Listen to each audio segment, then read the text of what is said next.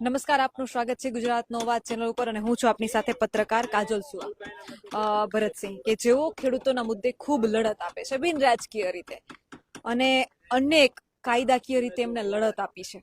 આજે જે ભરતસિંહ થયું, આજે જે આખી ઘટના બની, તમે તો અનેક લડતો જોઈ છે, અનેક આંદોલનો જોયા છે, પણ આ આંદોલનને તમે કઈ રીતે જોયું છે? આજે આજની લડતની અંદર સૌ પ્રથમ તો પહેલા તમને કોટી કોટી વંદન કરું અને નાની દીકરી છું એટલે આશીર્વાદ આપું છું કે જ્યાં સુધી સૂરજ ને ચાંદ રહેશે ત્યાં સુધી તમારો વિચાર રહેશે. આજની લડતની અંદર જે શાંતિપુરા ચોકડી અમે 5:30 વાગે આવી ગયા અને બપોરે 12 વાગ્યા સુધીમાં 10,000 થી વધારે ખેડૂતો આવી ગયા અને સરકારને એમ થયું કે આ લોકો સીધા ગાંધીનગર પહોંચી જશે તો શું હાલત થશે. એટલે સરકારને ખેડૂતો પ્રત્યે હમદર્દી, સહાનુભૂતિ કે સંવેદના નથી. સરકારને એક જ છે કે લડત તોડો. જે રીતે અંગ્રેજોએ ભગતસિંહને ફાંસી આપી અને લડત તોડવાનો પ્રયાસ કર્યો અને દેશના નાગરિકો ઉભા થઈ ગયા, અત્યારે આપણા જ લોકોને મિસગાઈડ કરી અમુક લોકોને ત્યાં ઘુસાડી દીધા અને અમે તો ગાંધીજીના માર્ગે ચોરસ ગાંધીજી. ખેડૂતો, ખેતી સાથે સંકળાયેલા મજદૂરો અને પશુપાલકો તેમજ માછીમારી કરનાર મજદૂરના જીવનમાં સુખ સમૃદ્ધિ માટે યોગ્ય કૃષિ નીતિ બનાવી અમલ કરાવો. તમામ ખેડૂતોના દેવા નાબૂદી, પાક નિષ્ફળ જતા પૂરું વળતર તેમજ મૃતક કે આપઘાત કરનાર ખેડૂત પરિવારને માન સન્માન પૂર્વક જીવન જીવી શકે તેટલું વળતર આપો.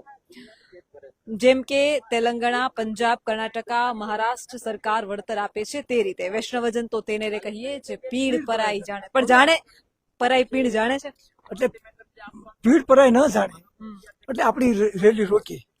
હવે જે લોકો એ રેલી આગળ લઈ જવાનો જે પ્રયાસ કર્યો એ અમારા સિદ્ધાંતની વિરુદ્ધ હતો. પોલીસે આપણને ચા પાઈ, પોલીસે આપણને શરબત પાયું, પોલીસે આપણને પાણી પાયું, આપણો અવાજ સરકાર સુધી પહોંચી ગયો તો ગાંધીનગર જઈને આપણે પોલીસે રોક્યા. તો પોલીસે આપણે સંઘર્ષ કરવાનો મતલબ શું? કડદાકાંડ કરવો હતો? તમે પોલીસના દીકરી છો, તમે આઈપીએસ અધિકારી છો, કહો ભરતભાઈ અમારી આ ફરજ છે, અમારે તમને ડિટેન કરવા પડશે, તો ડિટેન કરીને સવાર સુધી જામીન લેવાનો બધો રસ્તો કરવાનો.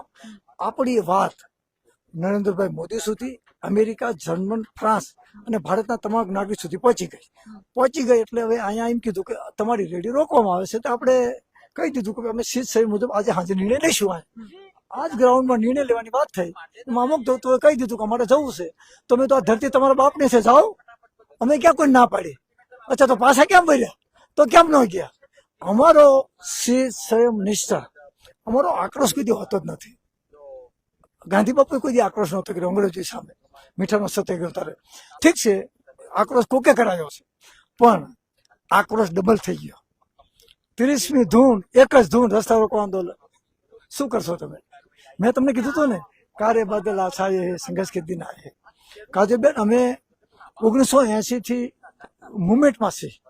ખેડૂતો, મજદૂરો, વાલ્મીકી સમાજના બહેનોને આજે હું યાદ કરું છું કે 3700 વાલ્મીકીની સમાજની બહેનો ઝાડુ છોડોના નારા સાથે ઉપવાસ આંદોલન કર્યા હતા અને એ વાલ્મીકી સમાજની બહેનોનો આજે 37,000 પગાર થઈ ગયો.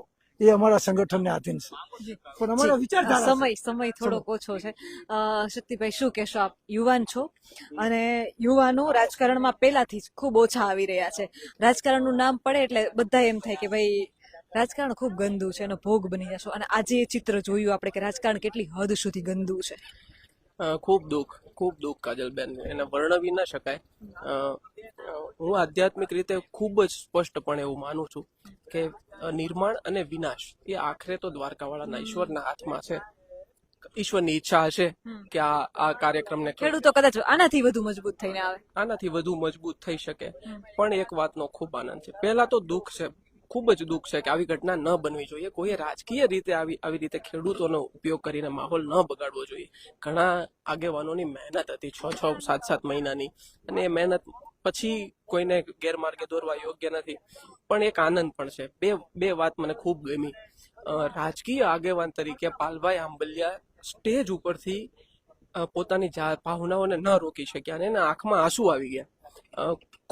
ખૂબ દિલથી ગમ્યું કે આને રાજનીતિ કહેવાય, કે કોઈ રાજકીય માણસ પોતાના લાભને છોડી અને અબજશ પણ ભોગવી લે અને આંસુ પણ પાડે કે મારી દીકરી ઘરે છે અને મારી જરૂર જ હોય છતાં હું આટલા દિવસથી ઘરે નથી ગયો. આ બહુ સારી બાબત છે. રાજનીતિ માટે આ બહુ સારી બાબત છે. જેન્ઝીસ લોકોએ આ જોવું જોઈએ, આમાંથી શીખવું જોઈએ કે આ નીતિ છે, આવી રીતે રાજ થઈ શકે.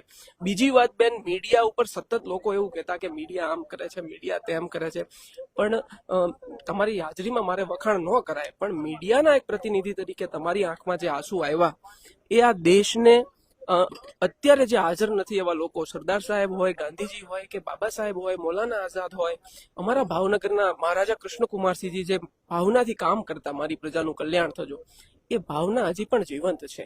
એનો આ પુરાવો છે કે તમારા જેવા મીડિયા કર્મીને આંદોલન કોઈ દિશા વિહીન થાય કે ક્યાંય ભટકી જાય અને તમને આટલું બધું દુઃખ થાય. મારે પણ પાલભાઈએ જેમ દીકરીનું કીધું, મારા ઘરે પણ 3, 4, 5 વર્ષની દીકરી છે. બેન, હું કોઈ દિવસ આવું નથી બોલ્યો, પણ આજે હું બોલું છું કે હું ઈશ્વરને પ્રાર્થના કરું કે મારી દીકરી પણ કાજલ સુવા બને. કારણ કે આ જરૂર છે આ દેશને. જેમ રાજકીય રીતે અમે યુવાન તરીકે બોલીએ, એમ મીડિયાની લાઈનમાં પણ તમારા જેવા માણસોની ખૂબ જરૂર છે. એટલે દુઃખ છે, પણ સાથે સાથે એક સંતોષ છે કે હજી પણ આ દેશમાં ગાંધી જેવા લોકો, સરદાર જેવા લોકો જીવે છે. આ વાતનો ખૂબ આનંદ છે. 30 જૂનને લઈને ખેડૂતોને શું સંદેશ આપશો? ચક્કાજામ. 30 જૂન બસ એક જ વાત, ચક્કાજામ. અહીંયાથી નેતાઓએ કીધું છે, આગેવાનોએ કીધું છે, ખેડૂતોએ સૂર પુરાવ્યો છે કે ચક્કાજામ કરવો છે. બેન, હવે કોઈ આવે કે ન આવે મારી સાથે, પણ હું તો એકલો નીકળવાનો. અને એક માણસ નીકળીને, એક ખેડૂત નીકળીને રોડ ઉપર બેસશે એટલે પોલીસને પણ ફરજ પડશે, સત્તાને પણ ફરજ પડશે કે એને સાંભળવો પડશે. બસ ખેડૂતો મોટી સંખ્યામાં પોતાના વિસ્તારમાં 30 તારીખે ચક્કાજામ કરે, ભલે ડિટેન કરે, અગાઉથી ધરપકડો થાય, પણ આપણે પ્લાન બી રાખીએ અને એકવાર આ સત્તાને ચૂકવા માટે મજબૂર બનાવીએ બસ. અને ખેડૂતો આમાં વધુમાં વધુ સાથ આપે એવી જ વિનંતી છે. Thank you. ખાસ ભાઈએ જે વાત કરી એ રીતે કે કોઈ આવે કે ના આવે, હું તો જવાનો છું. અને બીજી વાત કે ખેડૂતોની હું બરાડા રાડો પાડીને થાકી ગઈ હતી કે ખેડૂતની વાત આવે એટલે કોઈ સમાજની, કોઈ ધર્મની વાત ન હોવી જોઈએ, પાર્ટીની વાત ન હોવી જોઈએ. એમ છતાંય આજે પાર્ટીના નામે ખેડૂતોનું આંદોલન વિખેરાણું છે. બેન, આપે સમગ્ર આખું દ્રશ્ય જોયું અને આપ વાકેફ પણ છો, પણ હું ખૂબ મારા શરૂઆત કરતા પહેલા હું કેવું છું કે પાલભાઈ અને કાજલબેન શું આજે ખેડૂતો માટે લડ્યા, અને તમારા આંસુડાની જે કિંમત છે ને એ કદાચ આ ખેડૂત ને જે બધા વિખે છે ને ક્યારેય પણ એના કર્મોથી એને ચૂકવવી પડશે. અને અમે સંઘર્ષથી તમારા આંસુડાની જે કિંમત છે ને એને આ લોકો પાસેથી આંચકીને લઈ લઈશું. અને રહી વાત રાજકીય પાર્ટીની, તો બધા જ પોતપોતાના રાજકીય રોટલા શેકવા માટે આવે, પણ હકીકતલી એવું નથી કે મારો વિચારધારા કોઈ પણ હોય, પણ જ્યારે વાત ખેડૂતોની આવે ત્યારે હું એક ખેડૂત પુત્ર પહેલા છું અને પછી કોઈ પાર્ટી સાથે જોડાયેલો વ્યક્તિ. એટલે પહેલા વ્યક્તિને એવું જોવું જોઈએ કે ભાઈ આપણે જે જમીનમાંથી આપણે પેદા થઈએ છીએ કે ખાઈએ છીએ એ મહત્વનું હોય, પછી આપણું કર્મ મહત્વનું હોય. એટલે આજે જે પ્રયાસો થયા છે એ હકીકત આમ ગણીએ તો ખેડૂતોનો છાતી માથે ઘા છે અને પીઠ પાછળ પણ ઘા છે. કારણ કે પીઠ પાછળ એટલે કહું છું કારણ કે અત્યાર સુધી એ લોકો રહ્યા સાથે ખેડૂત બનીને અને અહીંયા આવીને એક પાર્ટીના સિમ્બોલ સાથે પોતાનું પ્રદર્શન કર્યું, એટલે પીઠ પાછળનો ઘા છે એમ. અને આ ખૂબ દુઃખદ ઘટના કહેવાય. અને ગુજરાતના ખેડૂતો આવનારા સમયમાં આ જે પાર્ટી આ કામ કર્યું છે એનો જવાબ પણ આપવો જોઈએ અને એને કહેવું પણ જોઈએ અને સમજાવવું પણ જોઈએ કે તમે જે અમારી પીઠ પાછળ ઘા કર્યો હતો તમે નહીં ચાલો. સાચું કહું, આ સભા અહીંયા મેન જે રોડ છે ને એનાથી થોડીક દૂર છે. ત્યાં એક માટીવાળી શેઢો હતો ખેતરનો, ને ત્યાં લીમડો હતો. હું ત્યાં બેઠી હતી, પણ મને ઈચ્છા ન થાય કે હવે હું કાંઈ પણ રિપોર્ટિંગ કરું. આ સ્થિતિમાં ક્યારે પહોંચીએ ખબર, કે તમે પૂરા સત્યથી, પૂરી મહેનતથી દિવસ રાત લડાવો. દિવસ રાત નતો જોયો મેં એમ નતું જોયું કે હું એક છોકરી છું. મેં એમ નતું જોયું કે રાતના 2 વાગ્યા જેતપર હું છું. મેં એમ નતું જોયું કે જેતપરથી રાજકોટ કેટલું દૂર છે, હું રાત્રે ક્યારે પહોંચીશ. મારી આંખો લાલ થઈ ગઈ. આમ ગઈ રાતે સૂતા નથી. ગઈ રાત્રે જ્યાં ખેડૂતો રાત રોકાણા હતા એ ગાદલા નાખી અને જે મંદિરના પટરાંગણમાં સૂતા હતા, અમે એની સાથે 2 થી 3 વાગ્યા સુધી ત્યાં બેઠા. થોડા ખેડૂતો અંધારામાં ટ્રોલીમાં બેઠા હતા. એની પાસે રાતના 3 વાગ્યા સુધી ટ્રોલીમાં બેઠી. પછી મારી ગાડીમાં બધાએ કીધું કે બેન બાજુમાં જાય ઘર છે, અમારા ઘરે આવો.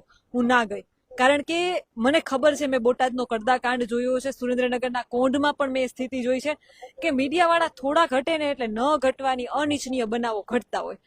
રાત દિવસ રખોપું કર્યું હતું. મારા ઈશ્વરની સાક્ષીએ કહું છું, મેં રાત દિવસ આ આંદોલનનું સત્યની રીતે રખોપું કર્યું હતું, બિલકુલ નિષ્પક્ષ, નિડરતાથી, સત્યથી.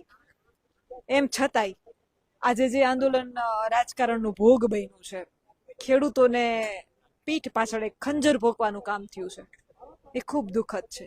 મેં પેલાય બરાડા પાડી કીધું તું, લાઈવમાં એ રોડ ઉપર જ્યારે ખેડૂતો વિખેરાણા હતા ત્યારે દોડીને બધાને રાડો નાખીને કીધું તું કે કોઈ એમ ના કયો આ પાર્ટી પેલી પાર્ટી, કોઈ પાર્ટીનું નામ ન લ્યો. તમે ખેડૂત છો, તમે સુરેન્દ્રનગરથી આવ્યા છો, તમે જેતપુર, મોરબી, ગુજરાતના ખૂણે ખૂણે, કચ્છથી આવ્યા છો. રાજકીય પાર્ટીનું નામ ન લ્યો, કારણ કે તમારું આંદોલન વિખાઈ જશે. એમ છતાંય ક્યાંક ને ક્યાંક આંદોલનને કાળસમા ભરખવામાં આવ્યું છે. પણ અમે જગતના તાત છીએ. એ ખેડૂતો કે જે દિવસ રાત પોતાના જીવના જોખમે વીછી, કેટલા બધા સાપો રાત્રે પાણી વારતા હોય ને ત્યારે ખબર ના પડે કે મગફળીના ક્યાં ક્યારામાંથી સાપ નીકળી જવાનો છે. પગમાં કોઈ બૂટ પહેરેલા ના હોય, જીવના જોખમે રાત્રે પાણી વારતા હોય અંધારામાં. એ ખેડૂતને તમે ડરાવશો, ધમકાવશો તો એ ડરી જશે. તમે બહુ મોટી ભૂલમાં છો, વહેમમાં છો. કેટલી વખત ડાયવર્ટ કરશો? એક વખત તો એવો દિવસ આવશે કે ખેડૂતોય કંટાળશે ને તમે કંટાળશો, અને તે દિવસે તમારે નિર્ણયો પણ લેવા પડશે. અને કોશિશ એટલી છે કે આજ વખતે શાંતિપૂર્વક આંદોલન પૂર્ણ થયું, પણ ખેડૂત ઉગ્ર થશે અને જો એ અનાજ ન પકવવાની વાત કરે છે, જો એ જીદ ઉપર આવી ગયો, તમને ભારે પડશે. તમારા મંતવ્યો શું છે તે કમેન્ટ કરીને જરૂરથી જણાવજો. આપ જોતા રહો ગુજરાતનો અવાજ.